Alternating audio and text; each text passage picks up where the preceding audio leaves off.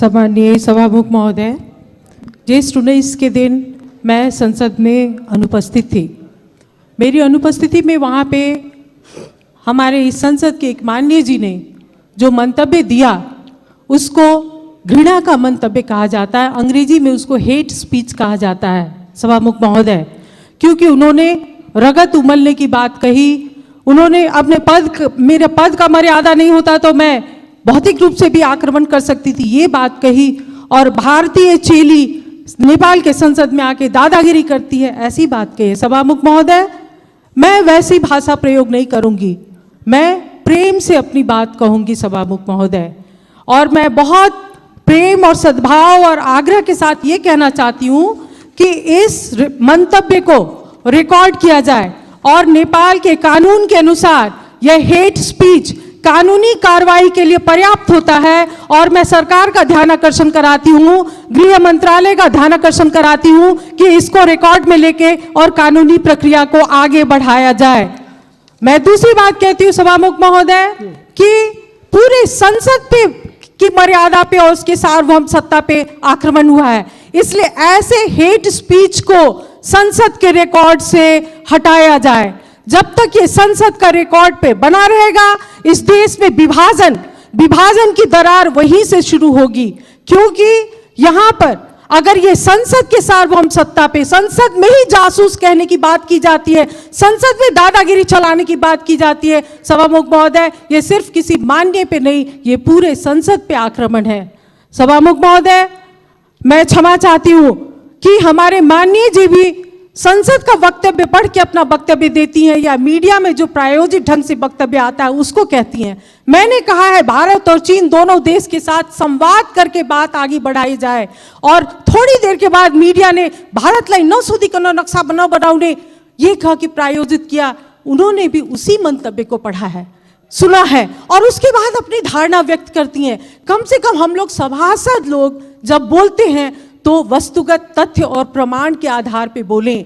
जब बाहर के जनता की हल्ला होती है, उसी के हल्ला में हम लोग जाएंगे तो हम लोग देश का नेतृत्व कैसे करेंगे।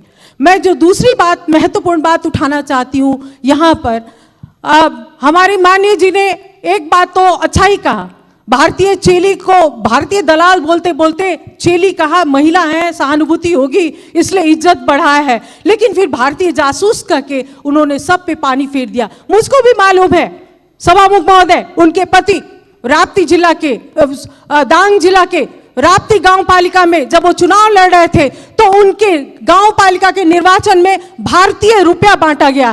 बाद में जब गांव वालों ने पकड़ा कि नहीं, ये भारतीय रुपया तो उत्तर की छिमेकी चीन की तरफ से बांटा गया है, तो कहीं इस संसद में बिना किसी बड़ी शक्ति के आरोप के बिना उनको कैसे हिम्मत हुई, कहीं हमारे उत्तरी छिमेकी चीन के इशारे पे तो उन्होंने एक भारतीय चेली पे आरोप नहीं लगाया है। भारतीय चेली ऐसे नहीं आई है सभामुख महोदय, नेपाल के कानून के अनुसार आई है। और मैं एक बार और कहती हूँ, मैं नेकपा पार्टी के संसदीय दल के नेता और नेकपा पार्टी के अध्यक्ष और नेतागण से कहती हूँ, मैं महत्वपूर्ण बात कहने जा रही हूँ सभामुख महोदय। इतिहास की जानकारी नहीं है तो इतिहास की जानकारी हमसे ले, अपने नेताओं और कार्यकर्ताओं को ठीक से प्रशिक्षित करें। हिंदी का नेपाल में क्या स्थान है और हिंदी का यहाँ पे क्या संबंध है वो उनको बताएं, ताकि उनका रगत नहीं उमले।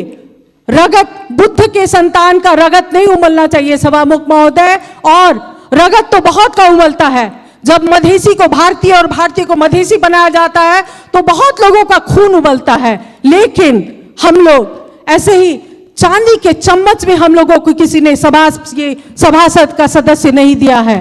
जनता के बीच में संघर्ष करते करते करते हम लोग आए। और अंत में एक बात और मैं कहूंगी, नागरिकता के विषय में उन्होंने कहा है कि हम लोग क्यों राष्ट्रपति होंगे, हम लोग समय मैं एकदम खत्म कर रही हूँ, महत्वपूर्ण बात है।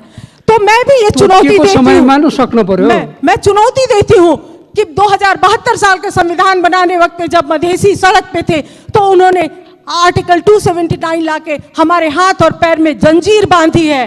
जंजीर जब तक रहेगी तो हमारा संघर्ष रहेगा, और हिम्मत है तो वो जंजीर को हटाइए और तब हम साथ मिलकर नेपाल बनाएंगे, नहीं तो ये बात तो चलती रहेगी सभामुख महोदय। मैं फिर से कहती हूँ कि इसको सभामुख महोदय रिकॉर्ड से हटाया जाए। मैं ये मांग करती हूँ जब तक इसके बारे में ये घृणा का स्पीच इसको रिकॉर्ड से नहीं हटाया जाएगा, मैं क्षमा चाहती हूँ। हम लोग संसद को ठीक से सुचारू रूप से आगे बढ़ने में देने में असमर्थ हैं। सभामुख महोदय, रुकुमको यस्तो ठुलो घटना जुन घटनालाई अहिलेसम्म गृह मन्त्रालयले किन चुप लागेर बस्यो होला त्यसको म घोर निन्दा गर्न चाहन्छु। किनभने सुषमा र नवराजको प्रेमकै कारणले हत्या भएको हो र एउटा दलितकै कारणले हत्या भएको हो।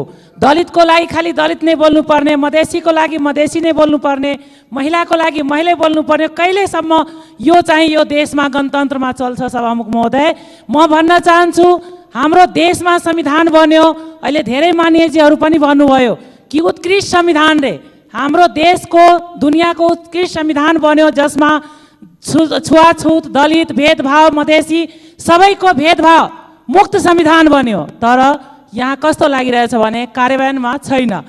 यो मलाई लाग्छ यो पनि संविधान संशोधन गर्ने हो कि सबै छुवाछुत भेदभाव युक्त संविधान राखिदिने हो कि सँगसँगै भने म सभामुखजीलाई आग्रह गर्न चाहन्छु। किनभने लेखाइमा र गराइमा फरक छ। मेरो आग्रह के छ